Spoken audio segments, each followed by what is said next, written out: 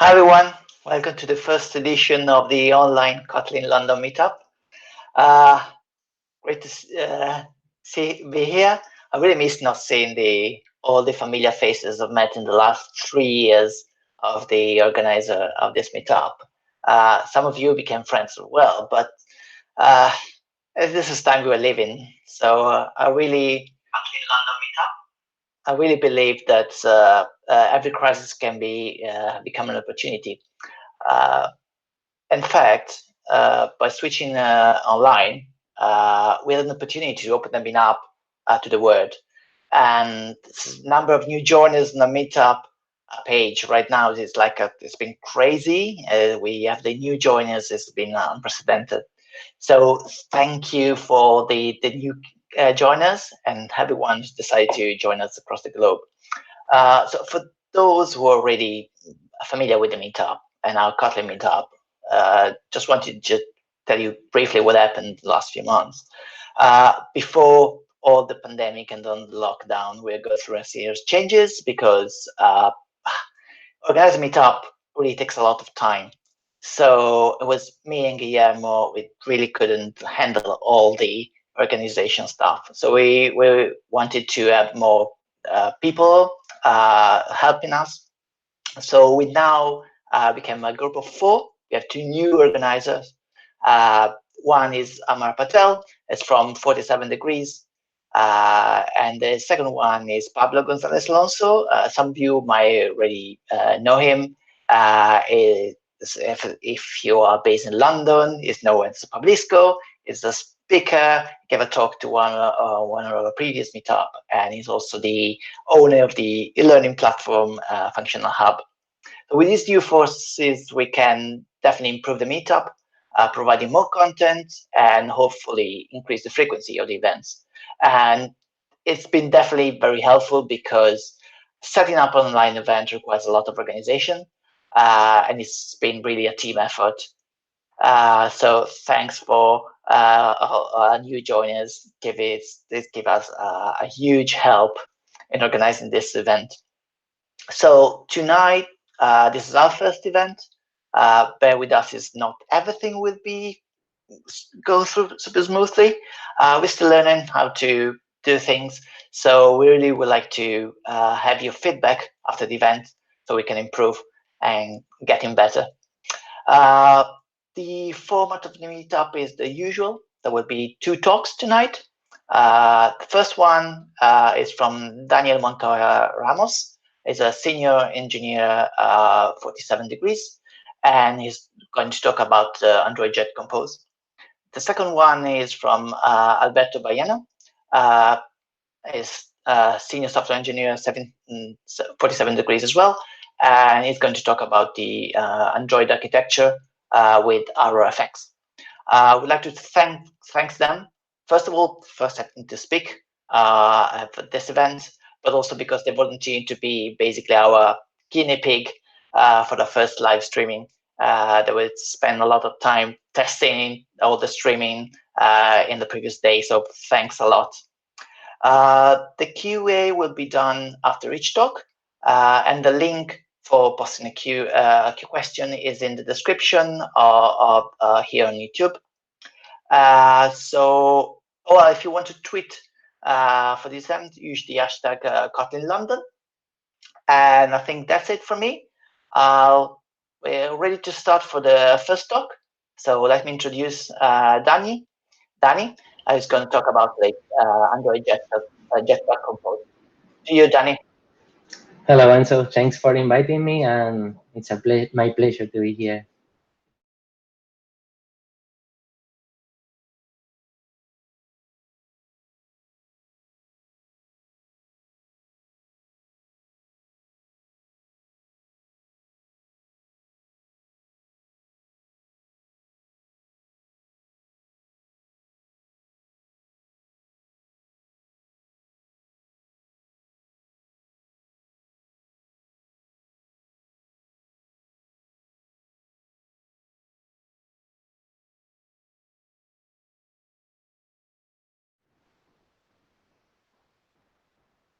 Yes, thank you everyone for attending this talk. I'm Daniel Montoya, and I'm going to be presenting under Jetpack Compose and Arrow. Little bit of myself, I joined 47 Degrees in September, together with my friend Alberto. And before this, I was working in Amsterdam, in the Netherlands, and I worked for Mobgen, Accenture, and Lego Lake. And now I'm back in Spain, in the south, enjoying the sun. The summary of this talk would be covering what is Jetpack Compose, how to build UIs with Compose, and I'm going to show some basic examples. And I'm going to explain how to manage the state within composable functions, also showing an example. And to finish the talk, I will walk you through a simple architecture I have built, showing the typical list of elements, and then going from the list to the detail screen. And I'm going to be using all this technology, so Compose, Arrow, View Model, Dagger, Navigation Component. And I added them here just to create some hype, so you stay with me the whole talk. So what is Jetpack Compose? Jetpack Compose is a modern toolkit designed to simplify UI development. So same as Flutter, Swift UI, or React, this is fully declarative. And we will be writing less code for sure, because now we won't be writing any XML layouts to represent your views. We will be writing or designing our UI elements using intuitive Kotlin APIs. And we are also backed up with powerful tools like Preview and some others. It's fully declarative, so the UI hierarchy will be based on calling some other composable functions. It uses the reactive programming model. And of course, it's fully compatible with your existing application, both Java or Kotlin. But what makes composable possible? So this is possible thanks to the new Kotlin compiler, the Compose compiler plugin, and the Android Studio preview build. And also thanks to the Compose UI material, Foundation Core, and Runtime, and other artifacts, we will be able to create amazing applications. So currently, the views have their own state. So when designing a new view, we have to create our XML, and then to changing or alter the state, we will be having the Java or Kotlin file to do it.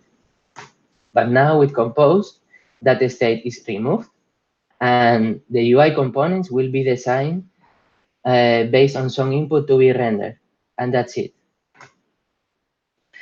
Let me explain myself with an example. So the first key concept I'm going to be explaining is the difference between declarative versus imperative, meaning what we would like to see versus how to achieve it. This means that we will be describing the UI for any value independently of the previous state. So if we want to represent or update the count of this example, this is how we will do it in the imperative way. So we will have to update the unread messages component, and based on the count, we will have to check if the count is greater than 0 and has no badge, add the badge. But if the count is equal 0 and has a badge, remove it. But if count is greater than 99 and has no file, add the file. A mess, right? So we can do it differently. In the declarative way, this is how we will do it. We will create our composable function, and we will compose our envelope with our badge. And this is it. This is how we will do it. Depending on the input, the count, we will show the envelope, and the envelope will be empty or with some paper or with paper and file. And depending on the count, if it's 0, we won't draw the badge. And if it's greater than 0, we will draw the badge. And depending on the count, we will show the count itself or 10 plus. Easy, no? So we can see already that we can mix any sort of language feature from Kotlin, like if statements map over your list of data or any others. And functions are composable through the lambda parameter. So if we see here the envelope, through the lambda parameter, we are composing the children's, and if the count is greater than 0, this batch will be rendered. Much smarter, right?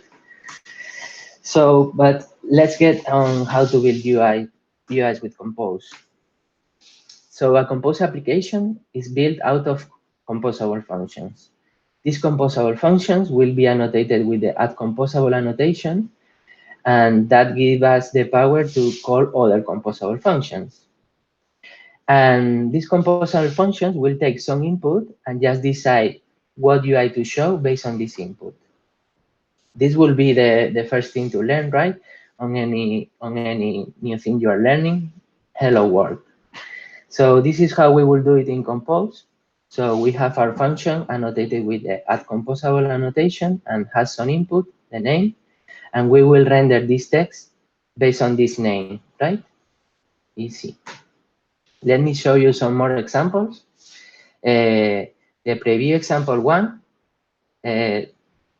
we can see the preview at the bottom right, and it says, hello, Kotlin folks. It's very easy, but maybe we can say greetings to all the 47 degrees offices. But in the preview example 2, we can see that all of them are getting overlapped. So how can we fix that?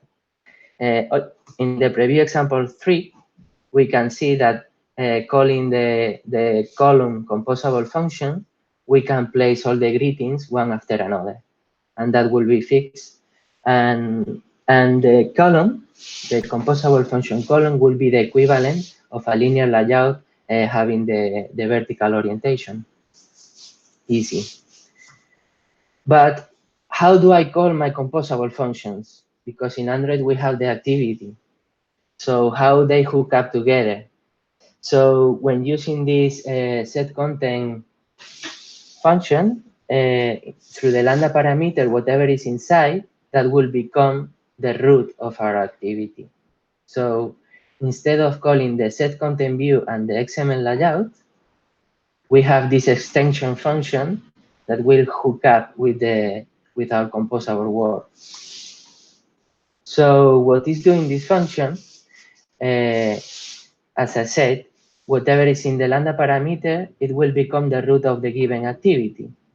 But keep in mind that we are depending still on the activity lifecycle.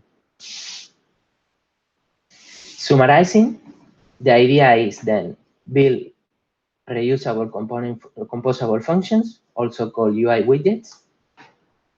And keep in mind that each composable function is responsible of the functionality that it encapsulates. So for testing and so on, it's quite handy.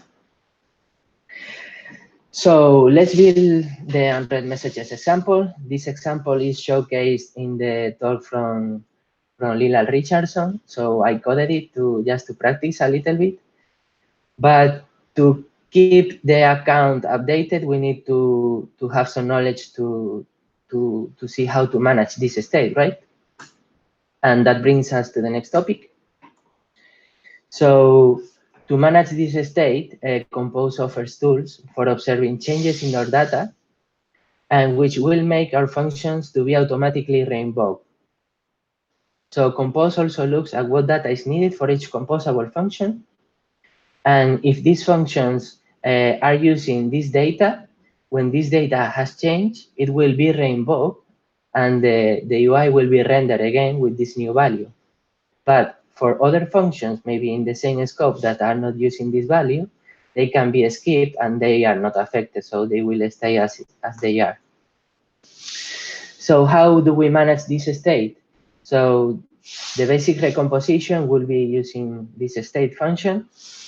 And when we call this state function with this initial value, for example, 0, we'll return two components. The first component will be the counter state representing the value. In this case, initially will be 0. And then the other component will represent the callback that is the function to alter this state. So knowing this, if we want to render the batch envelope, we need to use this counter state value. And based on this value, we don't have to, as we said before, we don't have to keep into account the previous state. It will be rendered with this input, and that's it. And to modify these numbers, I have created two buttons, one to add emails and another one to delete. And through this button, using the counter state callback, we will be able to alter this state. And what this state function does is we are passing an initial value, and this value will be remembered, memoized, or cached. And whenever we call these callbacks to alter this state, if this value has changed, we'll make all our composable functions to re-invoke and re-render with this new value. So the state in composable functions flows down via the parameters, as we've seen, and the state changes with the callback flow up via the callbacks. So basically, all the state that we want to use within our composable functions should be exposed, because it's the only way that can be consumed or controlled. And this pattern is called state hosting. And this will make our component easier to test, reusable in different contexts. So let me show you some examples. So if we want to see the inbox, this will be the example I was showing in the slides. So we can also preview this state with 5 emails in the design view. So we don't need to run the example to have a quick look to how it will look. And with this annotation is how we can preview it in this site. If we want to preview any isolated widget, we don't have to pass any input here, because widgets are deterministic, so they are based on an input. If we are depending on some input, yeah, we cannot preview it. We have to instantiate it with some particular case. So to compose this batch envelope, we can see here, this is what I showed before. I hope you can see the code well. We are rendering an envelope with the count, and through the lambda parameter, we are adding a batch or not, depending on the count.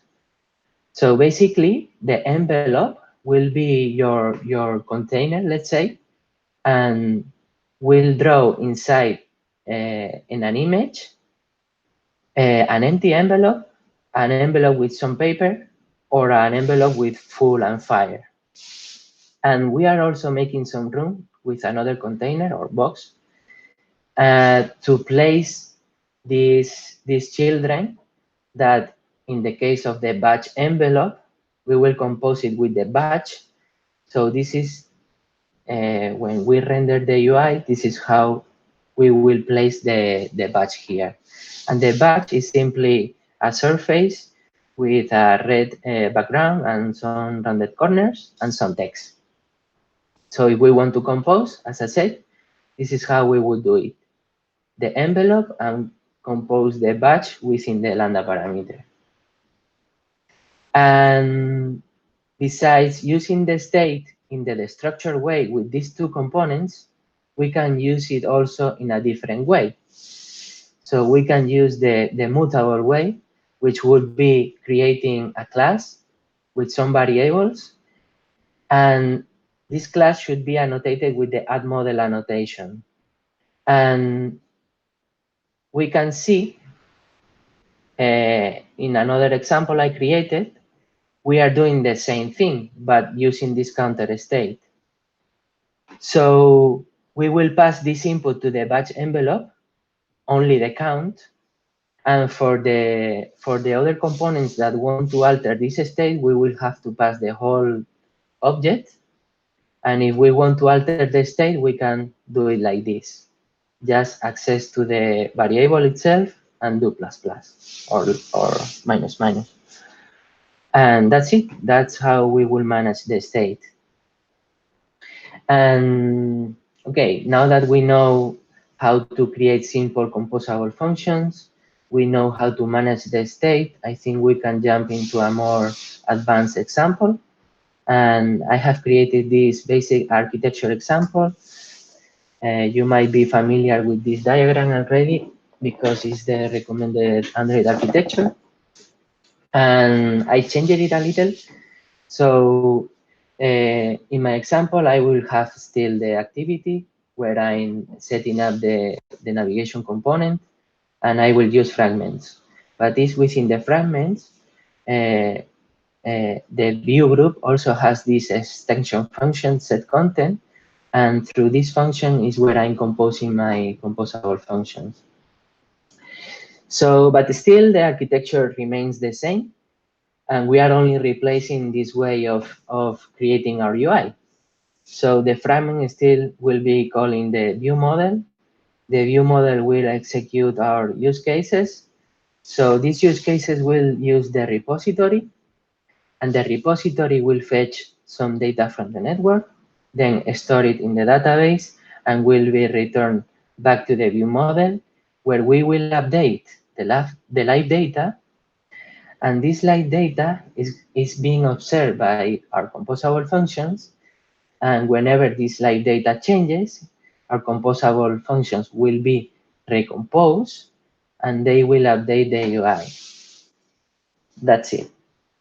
Let's see if I can guide you through the code. So to build this, I'm using Jetpack Compose, the latest version, the Dev 10, and I'm also using the latest version of Arrow, just to show some of the new APIs in the new module we have built for ArrowFX. But Alberto will show us more in the next part of the talk.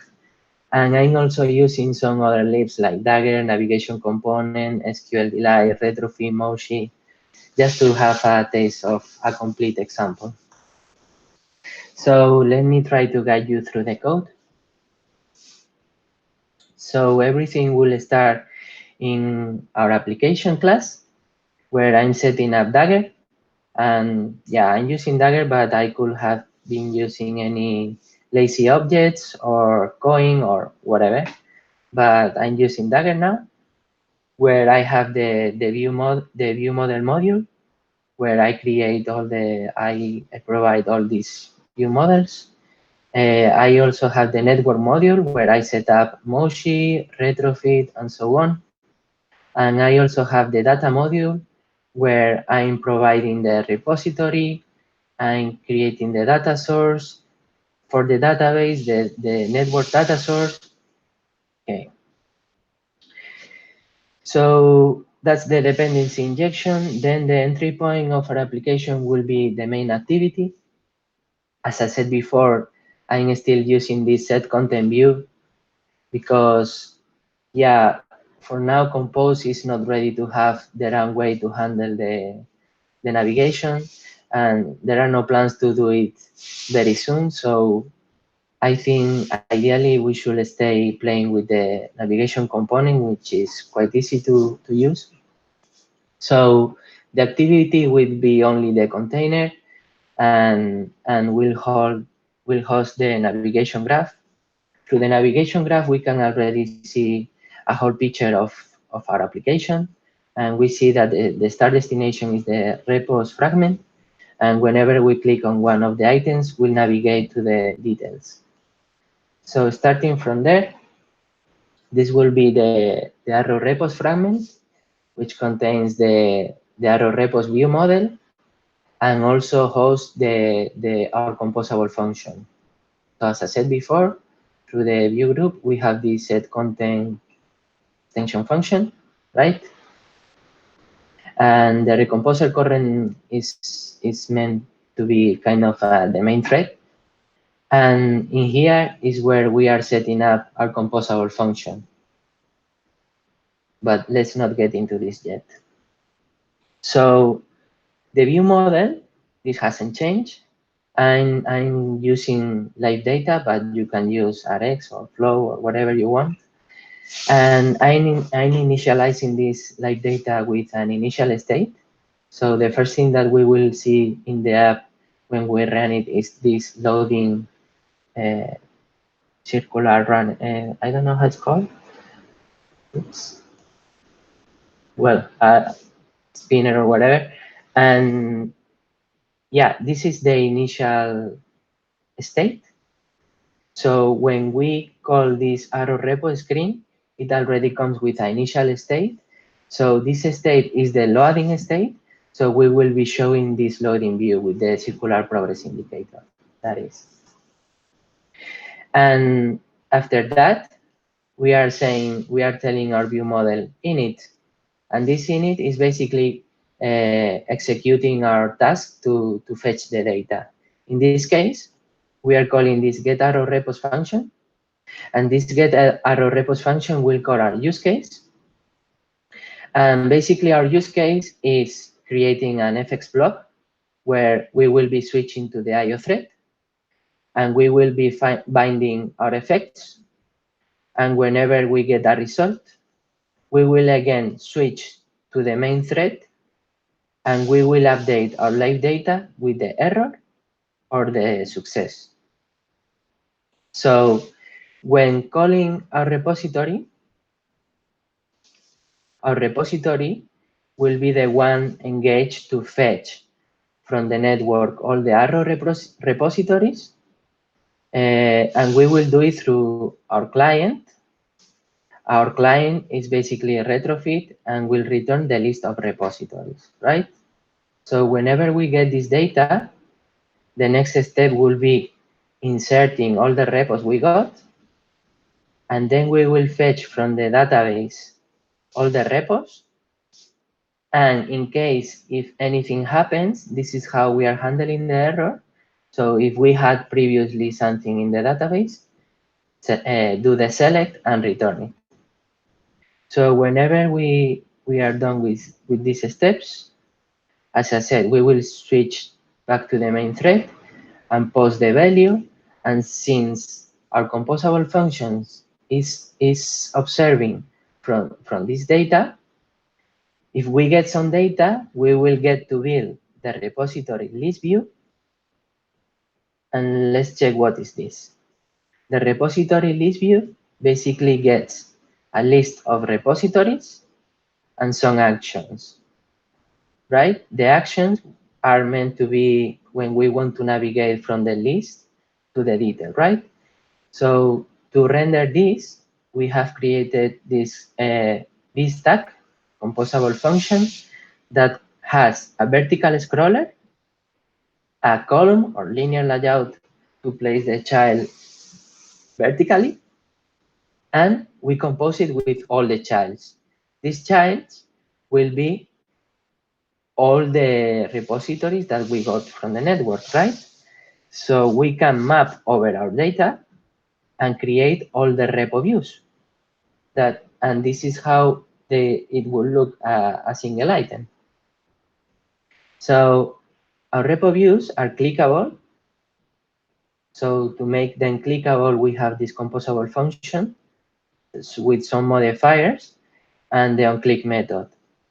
And as we said before, a state flows down via the parameters, and the events flow up via the callbacks. So this will be a callback set up in our fragment. So whenever we click this repo, the event will flow up until the fragment, and is the fragment the one engaged to do the navigation from the list to the details. And yeah, this is clickable, but to show and render the view, we have this design, right? So we have a column. So we will place one item after another, like in a column. And then the first item in the column will be a row. So this will be the equivalent of a linear layout horizontally. And we have this arrow image with some text. And then the next item is the arrow meta.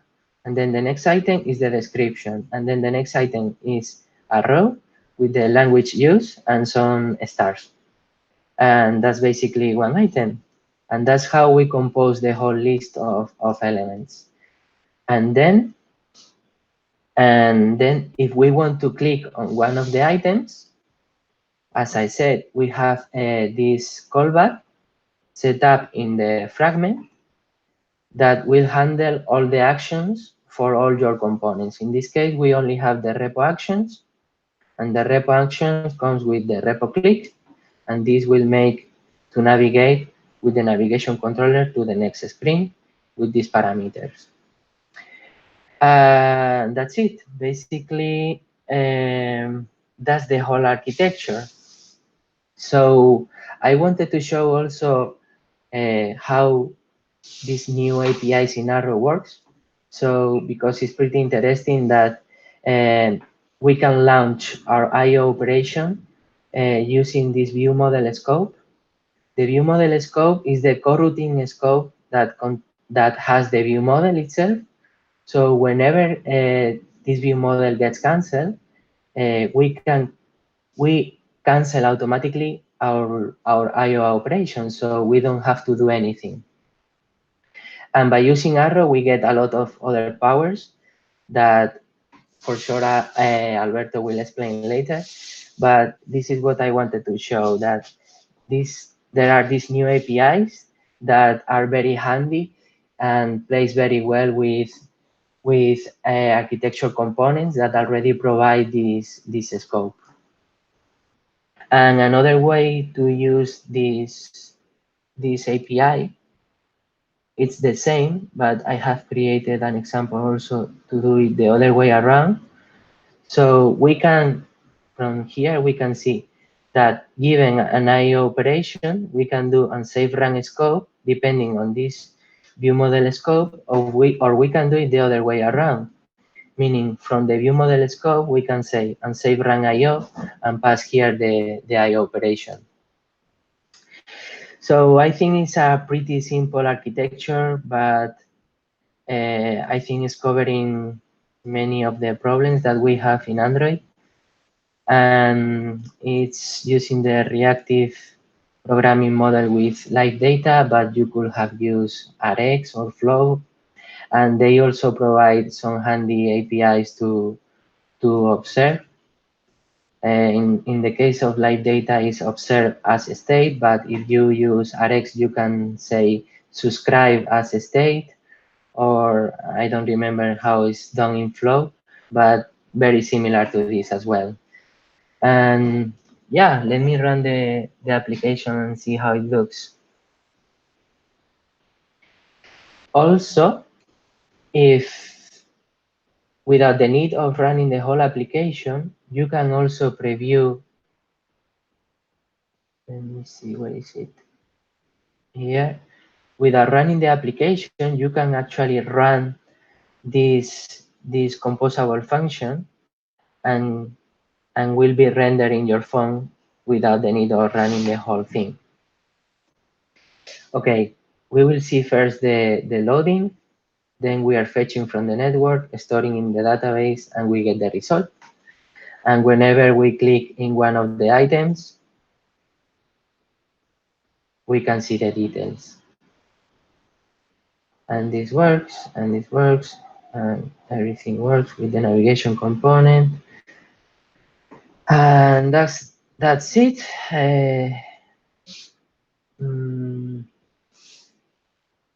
Yeah, I didn't show the inbox example, but let me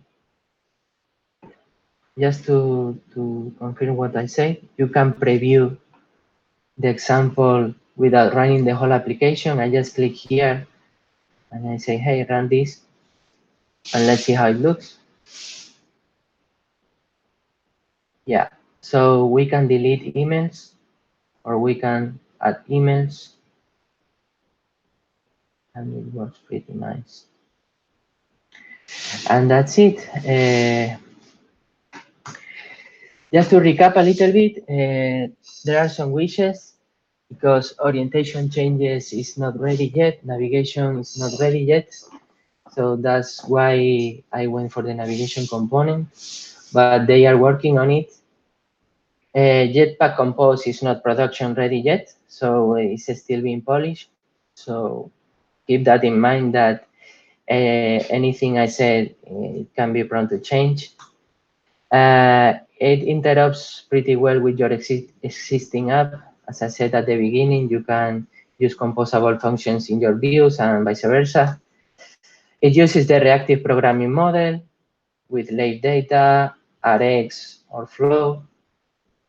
And that's it. These are some links and resources I have visited before preparing the talk. And that's it. Thank you. Thanks, Dani. You want to go to the Q&A? Sure. Yeah. Can you switch to the Q&A? Just one thing from the chat. They're asking if it's on your GitHub, the repo that you used for the presentation. It's not in my GitHub. It's in the 47 degrees repository. So I don't know where to share the link, but okay, it's a we'll Reddit share it link. later. We Okay. can share it later on Meetup or on Twitter. Yeah, it's good. Cool. Can you see the Q&A? Yes. Any tips about testing? I haven't dig into it, but yeah, for composable, I haven't dig into it, but for the rest of the architecture, I haven't changed anything. So you can still use all the unit testing that you were using before. So another question. Isn't this way more verbose than an equivalent XML file? I'm thinking on adding shapes and ripples for the button, and it will be even bigger. No, it's not more verbose. And the way to create your UI components using Compose will be like everyone is a library developer, right? So when designing your UI components, you will be like creating your own DSL where you can pass through the inputs whatever you want.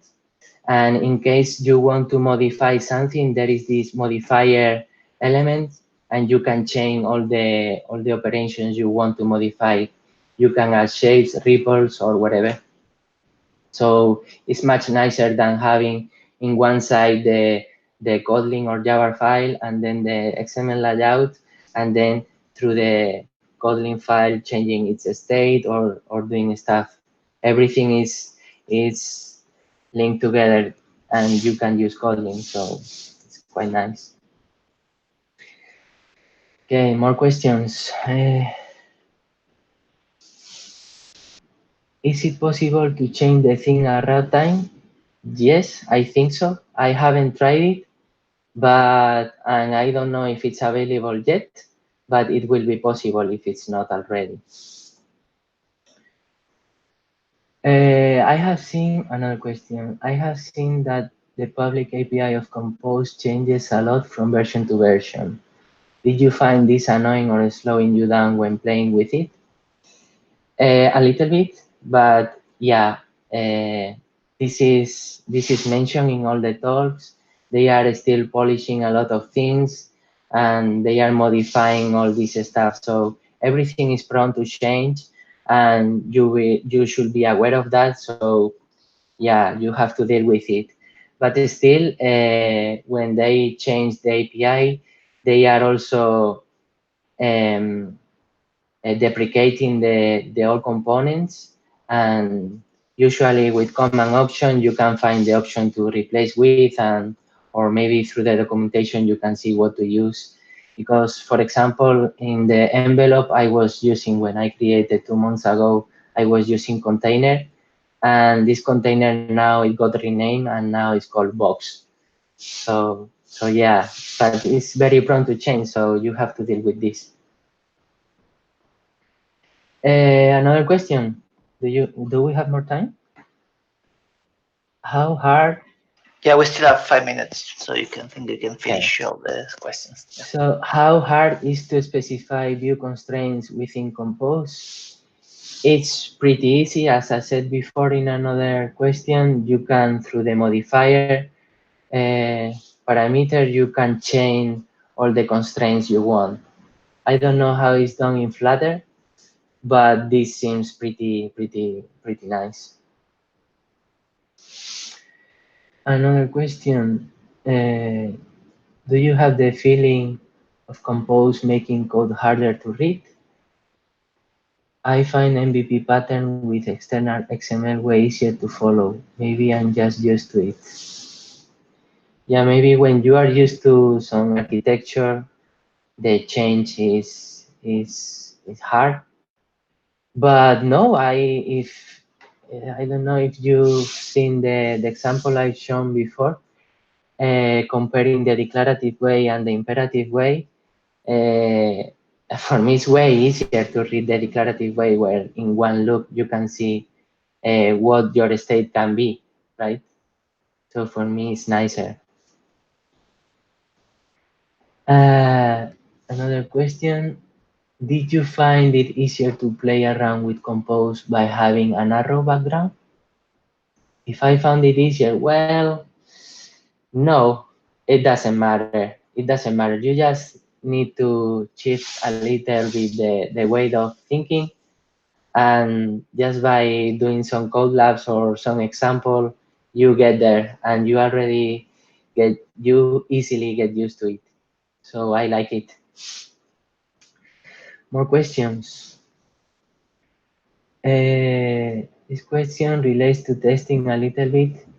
It seems that coding UI programmatically might tempt people to mix business logic and UI together. Yes, but um, also also helps to define your UI in a way that you don't depend in the previous state, right? So I think it's much nicer to do it this way. And what else? When you were mapping the repo items to a list of views, is that using recycler view or creating all the views at once? No, I'm not using the recycler view. I was using a VStack composable function that I have created. And this VStack is basically a vertical scroller. And inside of the vertical scroller, I have a column. And inside of the column, I have a placeholder for all the childs. So when we are mapping over the list, we are creating all the childs, so all the views that will be hosted by this vertical scroller. So it's pretty easy to build. And that's it. There are no more questions. Cool. Thanks, Dani. Thanks so You're welcome. much. So I hope you liked it. absolutely, it was really cool. I would like to thank all the people who give a clap and give feedback on the YouTube chat, because not being here, not being like live and not like with the people, it's quite difficult to have feedback. So thank you very much. You're welcome. Now we got like a short break, like a 30 seconds, so we can switch to the second speaker. Thanks again, Dani. All right. Thanks Yeah. for inviting me.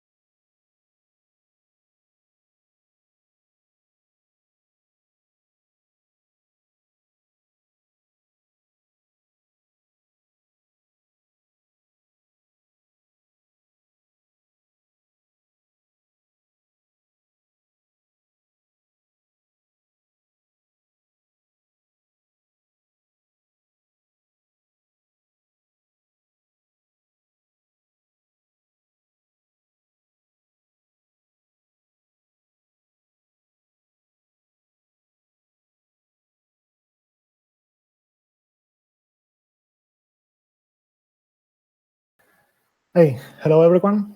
I'm Alberto Ballano, and as my colleague Dani already said, I'm going to present today a small talk regarding Android architectures with ROFX.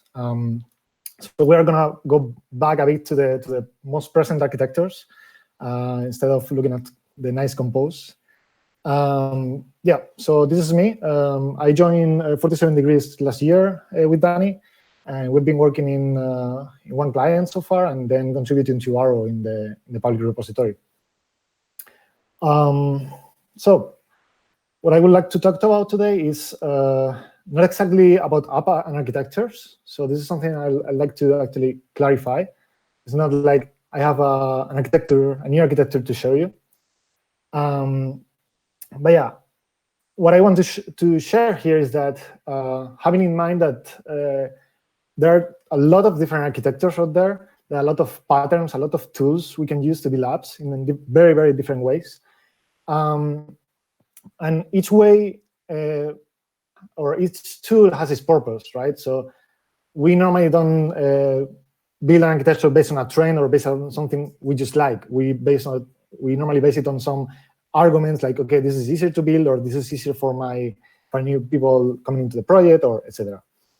So having that in mind, it will be actually naive to say, okay, this architecture is the perfect one. You will love it. It will go perfect with every app you make, because that's a lie. Because every app is different, and every team or every people with which you work might be different as well. Sorry. So if we sum that to the fact that every project there is developed in different ways, right? We may have a client that is asking us too much, like, okay, when are you gonna finish this project, or we want this feature for Monday last week, etc. So also the context in which the project is developed also shapes the architecture, right? So what I propose is, I'm not gonna talk about architecture or specific architectures today, but instead we are gonna take a look at an app that is there in GitHub, and we're gonna see how can we benefit from Arrow on it.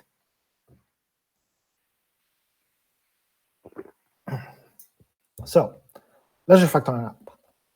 This app is a very simple app. It's actually from a friend of mine. I just came with the idea because I had to do a stream. I did a stream with him yesterday, and we were going through the code and saying, okay, here I see this problem because of this, this, and this. Let's try switches with Arrow. Let's see what happens here, because I know Arrow can help in some places like that. So the app was very simple. It was mainly an app to fetch a player from an API and show the last matches and some information about the player. So our features are going to be mainly three. One is to obtain the player by name from the user input, fetch the API, get the player back. Then we're going to get the latest player matches. It could be up to, we don't know how many, so we are going to do a scrolling. And finally, we get the player stats. And when everything is there, we're going to see some kind of this schema. Okay, we get the input from the user, we fetch the API, we process the data, show the data on the screen. Okay, so since we already did this stream and I already played a little bit with it, I'm going to show you the gotchas I found during the process, or some things I see that could be easily avoided by using some certain patterns. So the first gotcha I saw is to have a kind of lack of strictness in some parts of our code actually can make us have bugs in it, right? So this is the code while we want to fetch the player data, right? We have on send button clicked, but it's going to give us the player name, the user input. So we are going to call this function request player data, and that's it. This is the reduce code, so I'm not showing here any view code or anything. But yeah, you can imagine, right? So yeah, how it was before is that we used to, or this library used to, sorry, this app used to launch a coroutine. So we just get the scope here and launch our coroutine, get the response back, do something with it. Okay, the problem with this is that because we have defined our get player by name as a normal function returning a result, this could be a Kotlin result, for example, we actually have a problem here. And I don't mean exactly about this code, but mostly about all the code that looks mostly like this. So any time you're trying to launch a coroutine and you don't put the suspend function modifier, you have a problem of strictness. Why? Because if you go to this code and maybe you're refactoring it, you're moving functions away, up and down, and so on, you might end up doing this. So you get the code, you put it here, and everything compiles, right? So the code is not telling, or the compiler is not telling us in any way that, hey, you're actually performing a network operation outside of a thread. So this is potentially main thread. So why is this? Is because we are not using the suspend modifier. So it's very easy to fix. We just go to the calling function that we have in our repository. We just add the suspend keyword there, and that's it. Our code now, if we pull out that function, that call from the launch, it's going to show red because we cannot perform this action here. Is what it's telling us, because that action could potentially fail or could potentially block a thread. So with this, basically, which is putting the suspend modifier to a lot of functions that perform effects in our app. Effects meaning doing a network request, doing a database request, share preferences. You could even consider an effect drawing on the screen, because you actually need a special thread for it, right? You need the main thread. So you could consider that as well. So by putting these suspend modifiers mostly everywhere, or everywhere where it makes sense, we already get this by free. This is coming from Kotlin itself, so we don't even need Arrow for this. So this is just a good practice we found in our apps that comes handy sometimes. Then we come with another part, another common pattern that I've seen a lot, and is the not having determinism when handling some specific types of data, right? So as I showed you before, this get player by name returns a result. So this result actually has two possible states. It has a success state and it has a failure state. So what we could do here, what we're actually doing here is saying, okay, I just only really care about the real result or the success result because I want to go through the happy case. So I just say, okay, give me this or don't give me anything. And then if I get this, I just show this into the view. I show whatever there. What's happening here is that we are actually missing a case. So we are missing that there might be an error in this call because it's a suspend function. And even if we think that we try to catch everything, it could still fail with some weird error. So some errors we want to catch and we want to show to the user. Some others we don't. But the problem with this API is that because it also lacks some strictness, it allows us to not handle wallet scenario. So it could be fine in certain cases that, okay, I don't really have any error case here, or if this fails, just blow up the app or whatever. But in some other cases, we might be forgetting this. So how can we prevent forgetting about handling these conditional cases? There's an operator that is usually available in functional programming languages, but it's also come to the non-functional world, so to say. And I was happy to see it in Kotlin itself. So now result, you can actually apply a fold over a result. And it looks something like this from the API. It's basically just a simple function that tells you, okay, because I know this data type can be of two types or can have two different exclusive states. In order for me to, let's say, map to something else, to transform this result of something into something else, you need to provide me with two functions, one for the success case, one for the error case. And then you apply different transformations, return the same type, and you get the type, right? So we can actually apply this for the same case that we had before. We could say, okay, let's fall over this. If everything is right, this is actually a mix-up of APIs. This one is from result. You can see it's called unsuccess. And this one is the one from arrow, which is called either, and then it's right, left instead. But you always get the success is right, right is success. So if it's right, we just show this message to the view. If it's left, meaning that we had an error, then we show error dialog. So, okay, we have so far covered the first part. So at least we have we now get the player by name. We have refactored this function to be a bit more functional, a bit more safe by not doing much really, just using different APIs or the suspend modifier. Now we want to get for this player that we just got the player matches, the latest, let's say 10, 20 player matches. But there's a problem here. And is that this API that we are fetching is actually not ours directly. This API is actually from outside, it's from a video game that we don't really have access to. So the problem with this API is that it's an evil API. And this means that it's forcing us that for every match, so this API basically returns us a player with a number of matches IDs that we have to fetch individually to the server. So this is very typical when you don't work directly with the API, so the API can help you, or because your partner doesn't like you, or similar situations, right?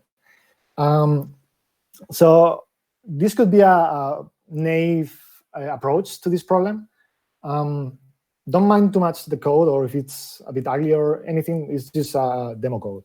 But what we want to take a look here is that, okay, we are having two variables. We're having errors and matches. So this means that we are fetching each match individually, and we want to collect all of them and also collect all of the errors that we had. So we want to show them to the user somehow in the screen.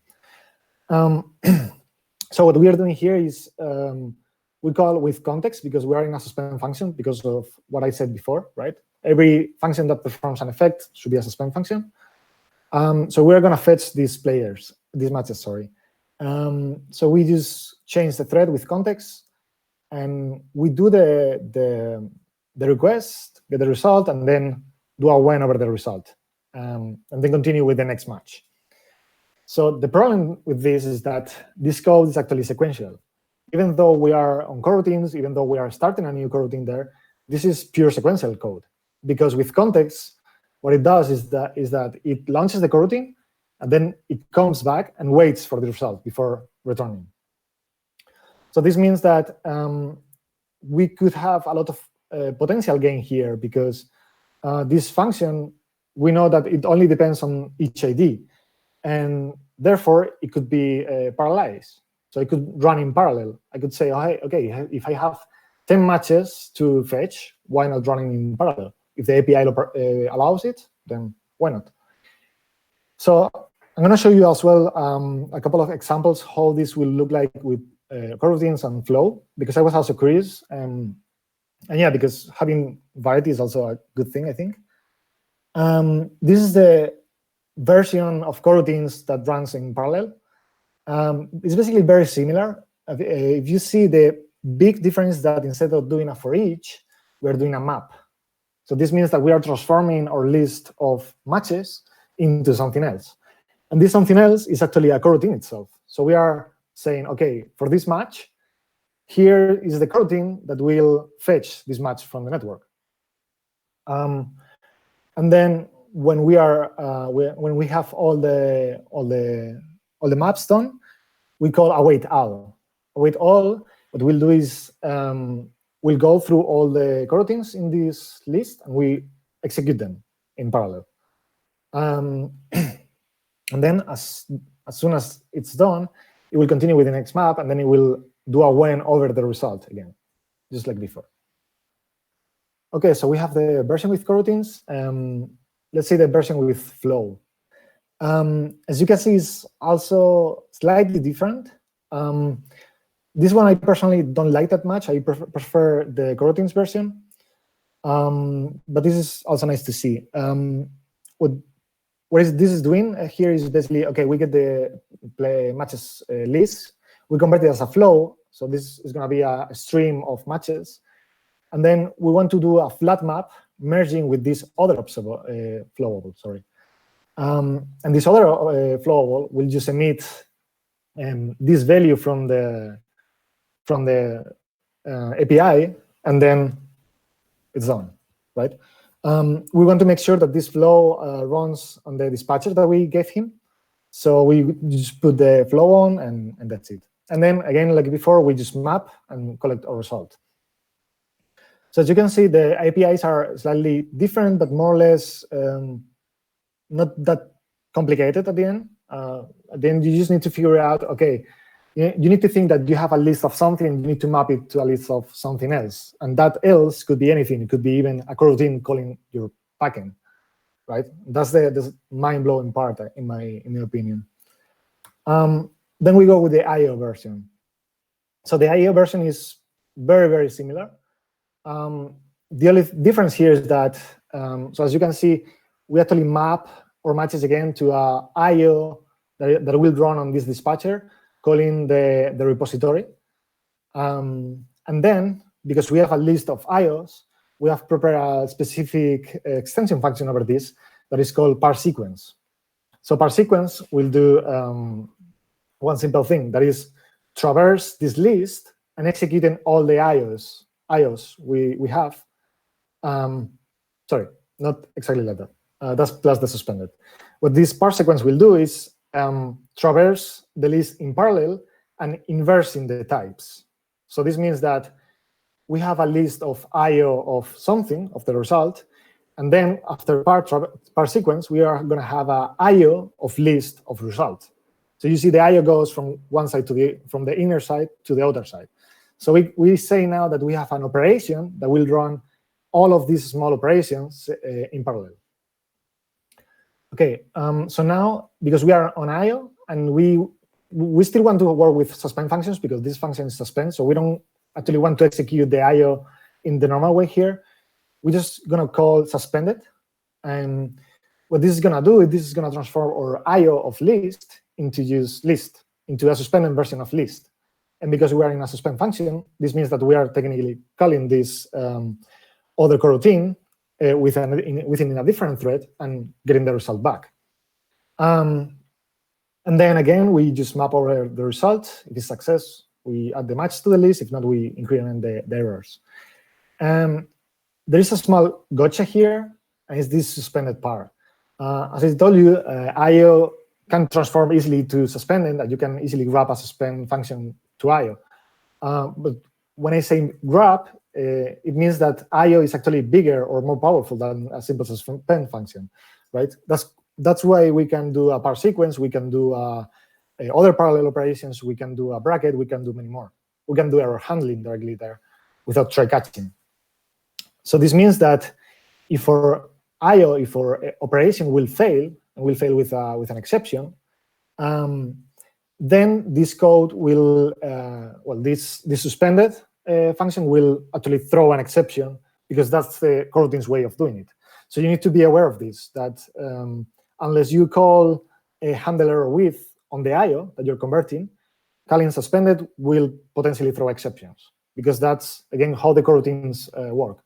They interrupt each other and they throw errors into the stack. So it goes, the error goes up and you recover it where you actually launch the coroutine. So yeah, as I was saying, basically this suspended will be as safe as this get matched by ID, because as long as this get matched by ID doesn't crash or doesn't throw any exceptions, we should be fine here. And if it throws an exception because we are not returning a result or an either, it should be fine as well because we are controlling or we could say that we are controlling the errors we can handle and those that we cannot. For example, a network error, we just throw an exception or let the exception go through and capture it in the calling side. Okay. So now we have our player matches, and we are actually fetching them in parallel. We tested this in the stream itself, and we didn't measure it with numbers, but you could really see that the improvement was there. So we even increased the number of matches. I think it was 5 by default to something like 50 and 100. We even tried 1,000, and you can see the gain, right? So it's quite powerful to do an operation in parallel whenever you can. So the final problem I saw in this repo, and actually not only in this repo but also in others that I've seen, is not because of any user mistake or anything. It's just the patterns that we get or how we use them, more or less. So when we need to handle data that is nested, let's say, for example, that in this case we are obtaining the player stats, right? So we need to make 2 calls to the backend, and depending on the result of each of them, we do something, we do a certain operation or not. So the thing here is that in this case, we could potentially say, okay, we don't want to handle any error case or error scenario because I don't think we will have it, or because of some business decision, right? So in that case, we have a code like this that goes, okay, let's do the first request or blocking way. Then I see, okay, is this result a success? If it is, perform the second request, and so on, right? So here we only have 3 nesting levels, but we could potentially have a lot more. So actually, the problem here is that because we are using an API that's or a way of programming that forces us to do an if condition and an if else, we cannot really aim for the best case scenario that will be this one. So one simple way for doing this, or ideal way, would be if we could just flat map the first operation to the second one, and then check the result, or not even check the result because we only want the success case. So ideally, we would like something like, okay, if doing this operation is a success, do this one. If it's also a success, just let me do something, right? So yeah, we ideally also want to return something from this function because during the refactor, that's something else we were tackling. There was, okay, these functions are doing side effects inside them. These functions are told to fetch something, to request some data, and instead of returning me that data, they are drawing it directly on the screen. So there might be situations where I might have duplicated actions to the screen or some inconsistent states because I'm changing the screen from several parts of my app or my presenter, and I don't know exactly where they are. So one suggestion was actually to move this to a single function, requesting all the data and then showing everything on the screen. So you have everything in one place while you have the small operations separately. Okay, so we will change this to be an either. And then ideally, because we will have an either, and we'll say, okay, I know that either has flat map because it's arrow, and these arrow bros like the flat maps formats. So we will potentially have something like this, right? We could potentially say, okay, give me the first request, and then try to flat map to the second one. But the problem here is that because we are dealing with either, either doesn't know how to handle suspend functions. Either only knows about 2 things, and it's the left side and the right side. Everything else than that, it doesn't know. So it doesn't really know how to call another suspend function and execute it, and potentially handling errors or even thread switches, right? So although this is the API we would like to have, we cannot really have it, at least not now. What we could try to have is something with I/O, right? Because we want to do something a bit more fancy. We want to introduce arrow here. But again, we come with a problem, and is that, okay, because we want to return an either, then that means that we are going to have an I/O of an either. An I/O of an either is actually not a problem, but it's not something ideal that you would like to have or to handle that much, because the APIs are basically will be double for you. So that means that if you want to map the value from a I/O either, so in this case from a player season info, you will need to do the map over the I/O and then over the either, over the right side of the either. So you need to do this kind of operations twice always. So it's a little bit verbose.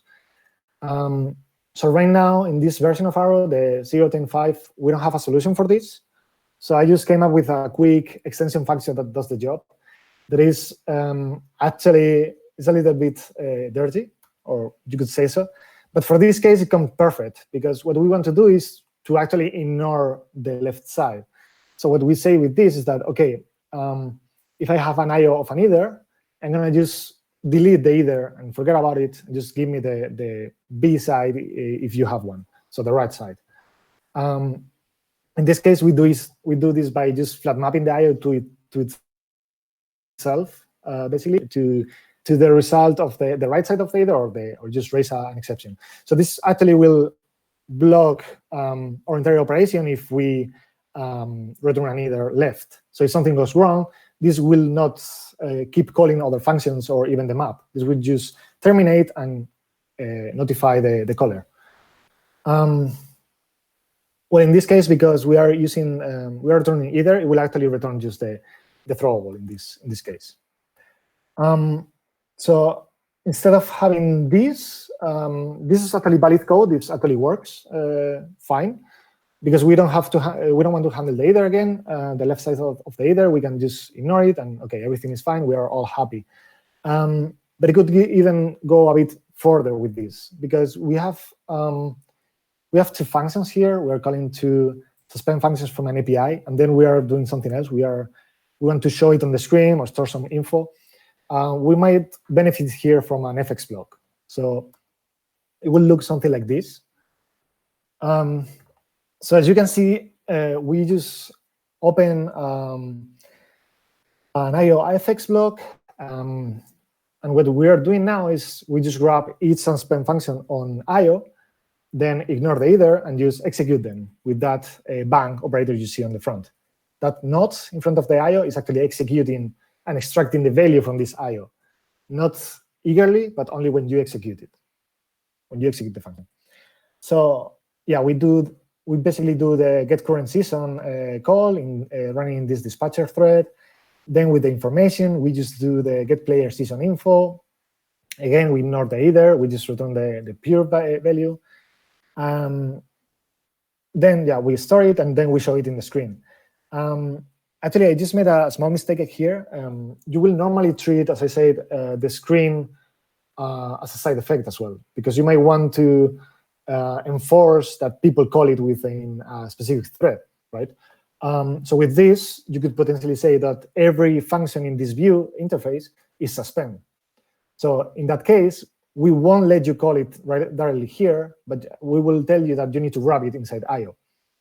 So this add player stats row wouldn't be possible to compile with that if it would be a suspend function. Note that this API is going to change in the future, because we will have Meta, which is a compiler plugin, and it will allow us to simplify some of the things you see here. So for example, maybe the bang operator is not really necessary. We might replace it with some keyword. Maybe even creating the IO here won't be necessary at some point. I'm not sure of that, but that's also a possibility. So, OK, that said, we already have our function. We already have it a bit more structured, right? I think it looks a bit better than this one. So at least we don't have any more of this nesting problem. We just have some weird things, or they might look like weird things going on here. But as long as we go with the mouse and check the function signatures, we can easily see that this is really not that hard, right? We're just executing some suspend function, ignoring the either, getting the result, and showing it into the screen. So one cool thing about this is that because we are flattening the either into the IO, that's meaning that we are raising an exception in case that we have a left. We have the option here to actually stop fetching data or showing into the screen if we got an error, right? In this case, if we got an error, we're just gonna, in this case, because it's suspended, we're just gonna throw an exception. That is the correcting way, and let the caller know in that way. But we don't really want to do this, because that will be unsafe, and we will need to somehow handle that in the color side, and then remember, okay, this kind of error is coming from this side, and yeah, it's too complicated. What we're gonna do here is just return null if something goes wrong. So for this, what we do is first we call attempt. Attempt is gonna make this IO be executed, so it knows, okay, if I have a value or I have an error. And in each case, it's gonna put it inside an either again. So remember that we just got rid of the either, so now we got it back, right? And then we call suspended. This means that this function is gonna return an either of something. But because we don't want an either, we just want a nullable type here because it's the simplest thing we can have. We are just gonna fold over null and just return the same thing if it's a right. So if it's right, so if it's a player session if, we just return the same thing. If it's a left, we just return null. There is also another different operator here called get or else, I think, that you could say get or else null. So get me the right side of this either, or else just null. So, okay. So actually with this, we already cover all of our API or simplified API. So we don't really have much more to do in this code base. We don't actually need to do much more. So as you saw, or as you might not have seen, all this code was only available in the presenter of the repo. So I didn't change anything anywhere but on the presenter. So this means that I could potentially, I could benefit actually from what Arrow bring me by just changing it in certain sites. I don't even need to return an IO from a function. I just need to use IO. And then if I'm doing suspend functions, just convert that IO to suspend. We can even get easy cancellation with IO because IO has cancellation after each operation is made. So after you return from flat map, from map, from anything you call, after that, we have an execution point where we can break the execution and cancel for free for you. So then something that will be left for this project or for this refactor will be to actually, okay, now that I have an easy way or an easier way to structure my code, so it looks less nested and it is easy for me to perform certain operations, what I would like to do here, or what I did actually in this repo, was to start removing calls to the view from each function. Instead, I will have a more generic function, request player data, that will call each individual small function, gather the results, and then show it on the screen. That will be actually the next step. The final step could be even going further. Instead of letting your presenter draw your view, you could actually just send the data from the view to the presenter, just like Dani showed you with live data. And then in your view, you could potentially, well, you could use Compose. That is a very nice thing. Or you could build your Compose alike. Basically, use a reactive view. Basically, I think it's called MVI or something like that. So you could build your MVI architecture over there, or just keep using MVP or whatever you like.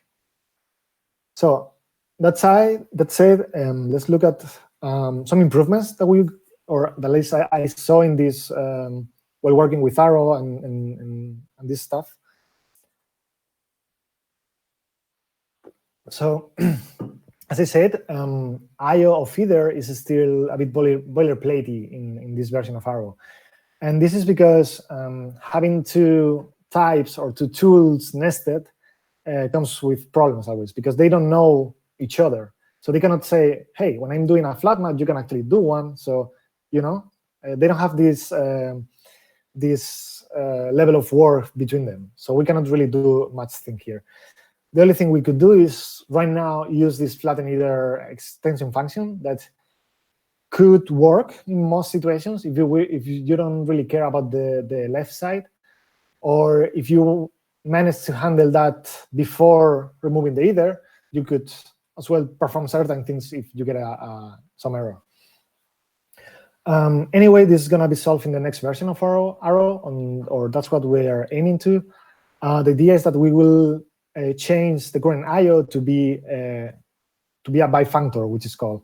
which is basically having two sides. The same as either has left and right, IO will have as well rights, will have actually a value and a possible error that you can map to any of your error domains. There could be a seal class and so on. The cool thing about this is that you still allow applications to say, okay, I don't want to map my errors to anything. I just want to go with exceptions. That's fine if you want to use them. Then you will have an IO of throwable. Or if you say, okay, I actually want to type some exceptions to types, but maybe not all of them, then Arrow is your tool, because it will allow you to have on the left side your domain errors and let you fold over a possible result, your errors, or even a possible throwable that we can still throw by using any of these tools, even coroutines. So again, IO there will be a kind of a tree state somehow, but yeah, that will come later anyway. So don't worry that much about it. And of course, as we've seen, this architecture start moving a bit more, or at least my feeling is that they start moving a bit more towards some reactive architectures in general, or at least my perception of it is that it's easier to separate the logic in this way, right? Let the view handle itself within a state, and I just focus on my business logic. So Arrow currently doesn't have any reactive type, so we will be working on the stream that will be polymorphic also, so you could use IO with it, but that's nothing set in stone, and we will hopefully be working on that this year. So I will keep you guys tuned.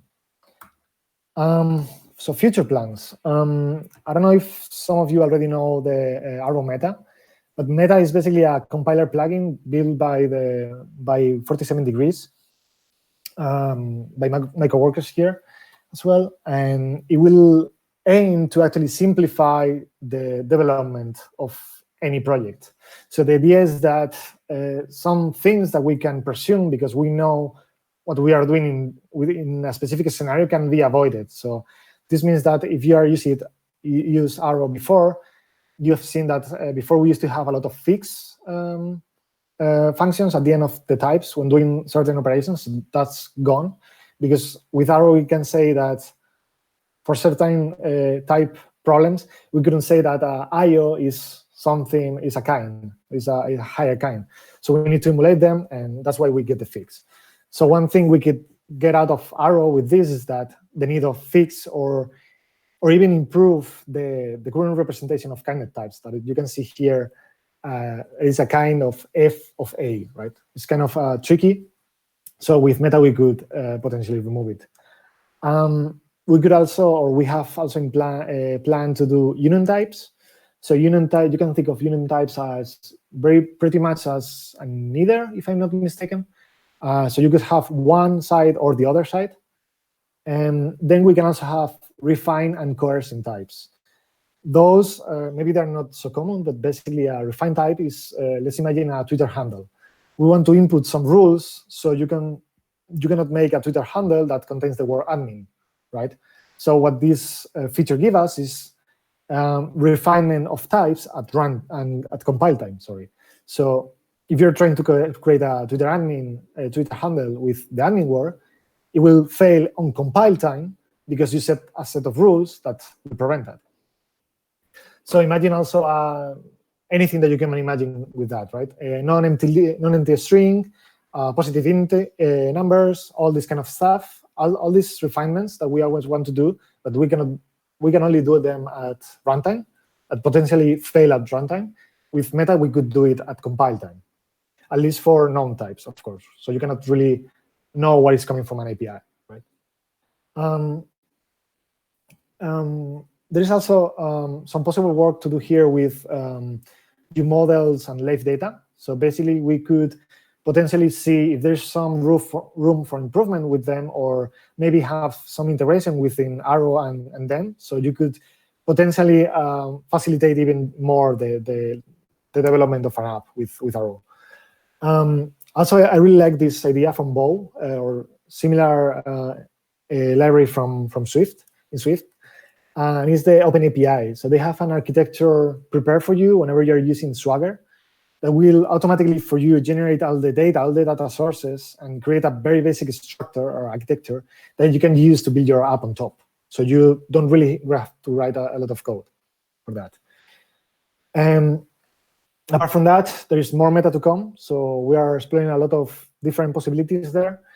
But yeah, we want to focus mainly on safety for the developers. So the more we can help developers build this in an easy way, the better our apps will be.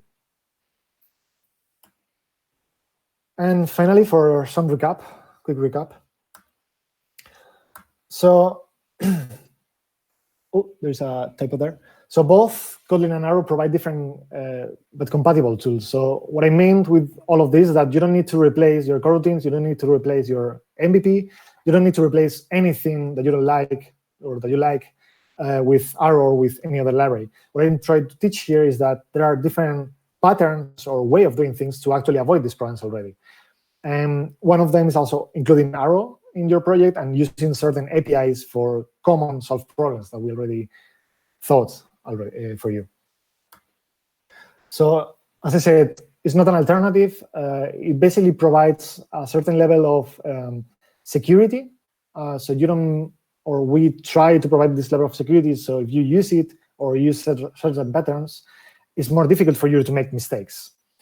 And also it forces a bit determinism in code by kind of allowing you and encouraging you to check all the possible cases, all possible paths of your apps, so you don't have uncertainty in there. So you don't have cases that will say, okay, what happens here if this is null, or if this is crashing, or whatever.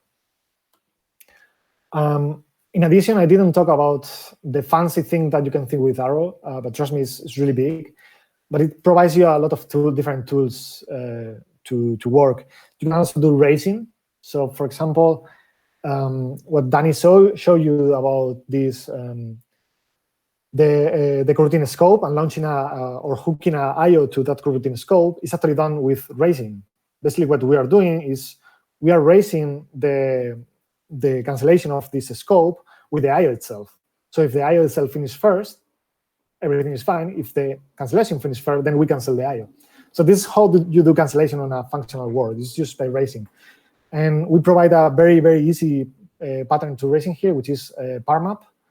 You just provide certain EOs and it runs them, race n. You just call race n with a couple of IOs and it will execute them and provide you with the winning one.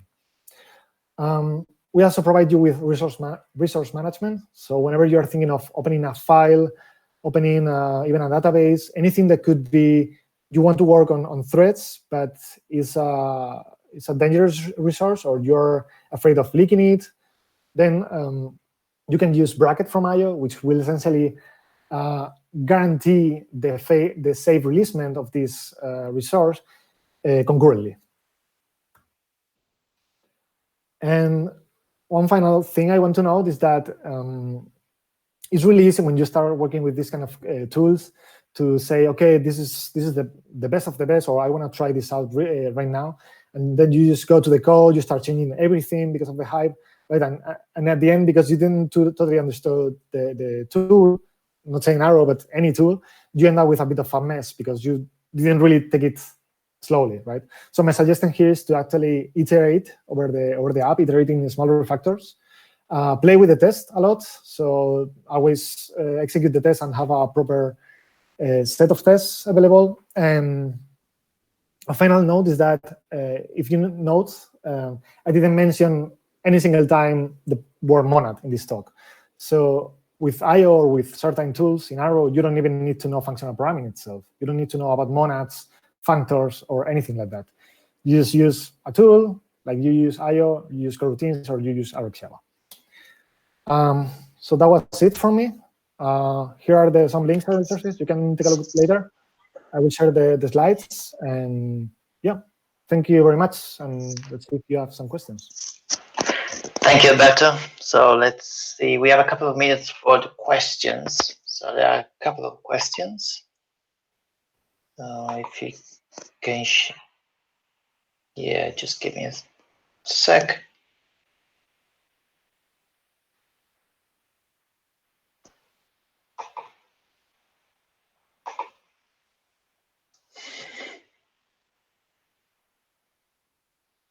There you go.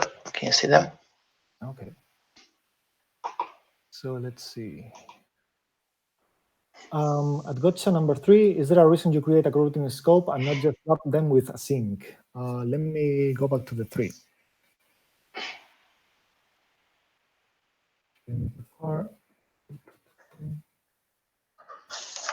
Okay, this one, right?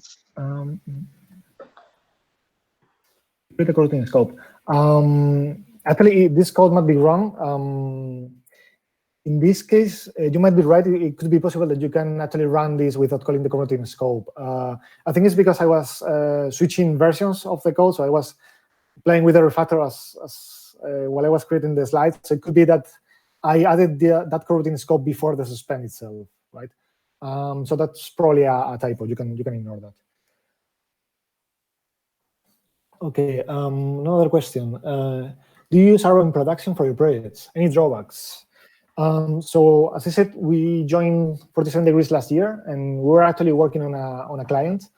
And on this client, we were allowed to use Arrow, and we actually did. We made some kind of a hybrid app, and it was reactive with RxJava, and it was a bit functional with Arrow. And I honestly liked it a lot. At the end, you reach a point in which you just build your business logic and you don't really touch it that much. So it's there, it works. The types match, so you are certain that you won't run into weird situations or that something might crash or anything like that. So it gives you that safety net, so to say. But yeah, at the end, we ended up fighting mostly with Android itself than with Arrow or anything like that. So drawbacks, I only saw the ones I shared already in the presentation. So it's true that working with IO of either is not nice. But again, you can still work around it or work in other different ways to not go through that. So it's not a problem I would say is a blocking, at least not for me. Cool. Thanks so much, Alberto. Yeah, I think that's all. Thanks so much to both you and Dani for having been with us today. I also to thanks my co-organizers. Again, this has been a huge team effort. So we have Guillermo took care of all the streaming. With Pablo took charge of the Q&A, and Amar coordinated with all our speakers. It's been great. Well, I hope you enjoyed the event. Please subscribe to YouTube channel. Check out the Meetup page for the announcement of the next Meetup. And I think that's it. See you next time. Bye.